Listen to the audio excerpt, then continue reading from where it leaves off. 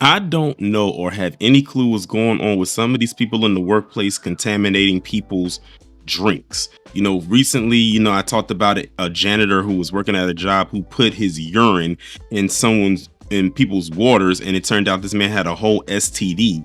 Now, fast forward, you got this Timu Guy Gardner looking character who thought it was a good idea to put super glue in somebody's soda in his coworker's drink. Let's get into it. A 34-year-old, first of all, does this guy look anything like 34? I mean, my God. A allegedly 34-year-old Milwaukee man is accused of placing drops of superglue into a woman's soda. The accused is Joseph Ross. He faces a charge of placing foreign objects in edibles. According to the criminal complaint, Wisconsin State Fair Park police officers were conducting a foot patrol on the exhibition center on Thursday, March 20th. During that patrol, a woman approached them and requested a private conversation. The person told the officers that approximately 2 to 3 weeks ago, she suspected that her beverages on her desk had been contaminated by a chemical substance. The woman was made aware of the contamination due to the strong chemical smell and the taste. The woman told officers she became ill as a result. The complaint says the woman set up a surveillance camera concealed below the woman's computer monitor to see if anyone was putting substances into her beverage, the complaint says. The camera later captured the woman's co-worker, the defendant, putting a foreign substance into the woman's soft drink, which was a Coca-Cola, the complaint says. The complaint goes on to say the defendant was in possession of a small bottle or tube type dispenser with a white nozzle. The dispenser appears to be brown or orange in color. The defendant is observed to pinch and manipulate the small bottle or tube with his left thumb and forefinger while continuously holding the dispenser above the can of soda before walking out of the view of the camera. Shortly after 5 p.m. that same day, police conducted an interview with the defendant, who admitted to placing a supplement into the woman's soft drink. When investigators searched the defendant's desk, they located latex gloves that were wadded into a ball. When the officers unraveled the gloves, they found that each contained an item. One glove contained a blue plastic cap. The other glove contained a superglue container.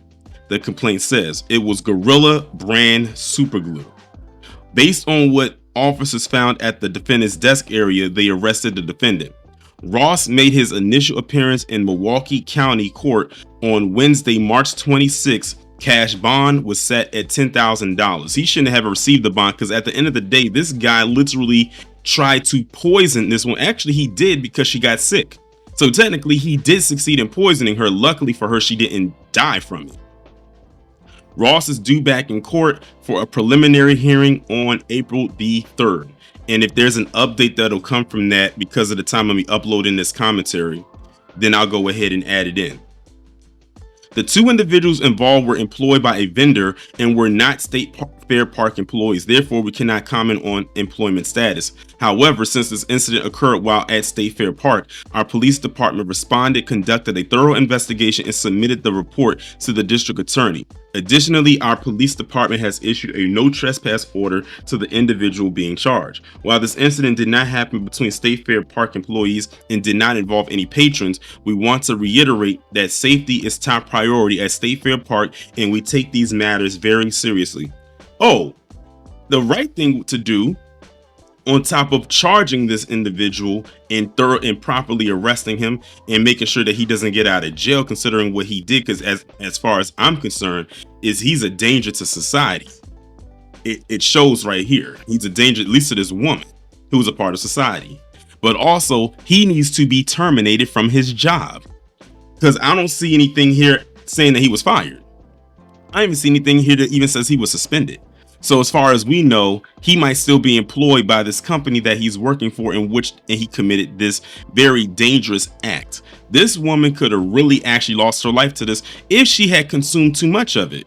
And I've heard of Gorilla Glue before. Wasn't that story with that woman who was trying to use Gorilla Glue in her hair or something like that, and she messed it up a couple years ago, which was a dumb move on her part? I mean, she went viral for all of 15 minutes, and then now we don't hear about it. And this is my first time hearing about Gorilla Glue since then. This guy is a menace. Sure, granted, he did it to one person, which, by the way, The fact that he even did this to only one person makes me believe that he had an issue with this woman. I don't know what the issue was, but the thing is, no one's going to take it seriously if it was like, say, something on her part against him, because now he looks like the psycho for putting glue, super glue, gorilla glue into this woman's drink. Shout out to her for doing her due diligence and installing a private, a secret camera in there so she can catch him in the act. Because apparently it sounds to me like he did this multiple times and he only did it to her. So he has an issue, or had an issue, with her. That is some nasty work right there. But I'm gonna go ahead and end the video here. They said that he's gonna have some kind of hearing on April the 3rd. I'll look and see if there's any updates to come from that.